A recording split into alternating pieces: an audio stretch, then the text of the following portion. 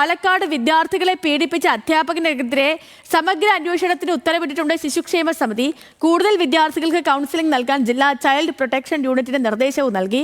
അധ്യാപകനെതിരായ പരാതികൾ ഗൗരവത്തോടെ കൈകാര്യം ചെയ്യണമെന്ന് പോലീസിന് നിർദ്ദേശം നൽകിയതായി CWC അറിയിച്ചിട്ടുണ്ട്. അജിത്ത് വിവരങ്ങളുമായി ചേരുന്നുണ്ട് നമുക്കൊപ്പം. അജിത്ത്, ഈ അധ്യാപകൻ വിദ്യാർത്ഥിയെ പീഡിപ്പിച്ചതുമായി ബന്ധപ്പെട്ടുള്ള വാർത്തകളാണ് പറഞ്ഞു തുടങ്ങിയത്. പക്ഷേ പിന്നീട് ആ വാർത്തയുടെ രൂപം മാറുന്നു, ആ കേസിന്റെ രൂപം മാറുന്നു. കാരണം ഇത് ഒരാളെയല്ല, ഇയാൾ പല വിദ്യാർത്ഥികളെ ഇതേപോലെ തന്നെ ഈ പീഡനത്തിന് ഇരകളാക്കിയിട്ടുണ്ട്. അവരുടെ അശ്ലീല ദൃശ്യങ്ങൾ ഇയാളുടെ ഫോണിൽ നിന്നും കണ്ടെത്തിയിട്ടുണ്ട്. അങ്ങനെ ഒരു അധ്യാപകൻ എന്താകാൻ പാടില്ലയോ അതായിരുന്നു ആ അധ്യാപകൻ എന്ന കാര്യം വ്യക്തമാകുന്ന തെളിവുകൾ ഇപ്പോൾ ഉണ്ട്. ഇയാളെ പുറത്താക്കുകയും ഒക്കെ ചെയ്തു. ഇപ്പം CWCയുടെ നടപടി എന്താണ് ഈ കേസുമായി ബന്ധപ്പെട്ട്?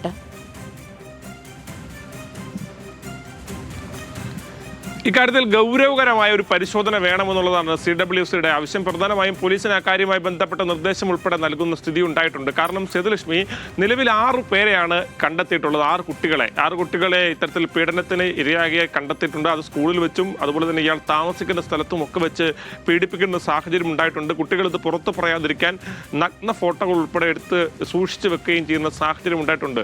എത്രത്തോളം ക്രൂരമായ മനസ്സിന് ഉടമയാണ് എന്ന് ചൂണ്ടിക്കുന്നതാണ്. മാത്രമല്ല അത് ചികിത്സിക്കേണ്ട പ്രശ്നം കൂടിയാണെന്ന് കൃത്യമായി നമുക്ക് മനസ്സിലാക്കാം.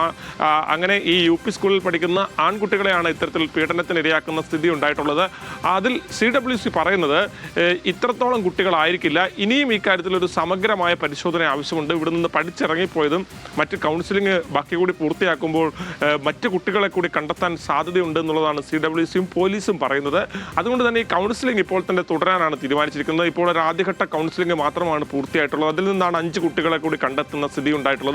ബാക്കി കൗൺസിലിംഗുകൾ കൂടി പറയുമ്പോൾ അതിൽ കാര്യങ്ങൾ വ്യക്തമാകുമെന്നുള്ളതാണ് പ്രതീക്ഷിക്കുന്നത്. മാത്രമല്ല ഇതിൽ രക്ഷിതാക്കളൊക്കെ കുട്ടികളോട് ചില കുട്ടികളോട് ഇനി അങ്ങനെ ഉണ്ടെങ്കിൽ തന്നെ പറയരുത് എന്ന് പറഞ്ഞതായി ചില വിവരങ്ങൾ ഉൾപ്പെടെ വന്നിട്ടുണ്ട്. കാരണം അവർക്ക് ഉൾപ്പെടെ പേടിയുണ്ട് നിയമ നടപടികൾ എങ്ങനെയായിരിക്കുമെന്ന്. പക്ഷെ അതൊരു സാധാരണ കുടുംബങ്ങളിൽ നിന്നൊക്കെ വരുന്ന കുട്ടികളുള്ള സ്ഥലം കൂടിയാണ്. അതുകൊണ്ട് തന്നെ അവർക്കെല്ലാം അത്തരത്തിലുള്ള കാര്യങ്ങളെക്കുറിച്ച് ധാരണയില്ലാതിരിക്കും എന്നുള്ളത് സ്വാഭാവികമാണ്. പക്ഷേ അതിലേറ്റവും പ്രധാനപ്പെട്ട കാര്യം അവർ കൂടി മനസ്സിലാക്കേണ്ടത് ഇത്തരത്തിലുള്ള നിയമവിരുദ്ധമായ പ്രവർത്തനങ്ങൾ ചെയ്യുന്ന, ക്രൂരമായ പ്രവർത്തനങ്ങൾ ചെയ്യുന്ന ആളുകളെ നിയമത്തിന്റെ മുമ്പിൽ പൂർണ്ണമായും എത്തിക്കുക എന്നുള്ളത് നമ്മുടെ എല്ലാം സമൂഹത്തിന്റെ ഉത്തരവാദിത്തമാണ് എന്നുള്ളതാണ്. ഏതാണെങ്കിലും ഈ കൗൺസിലിംഗ് തുടരുകയാണ്.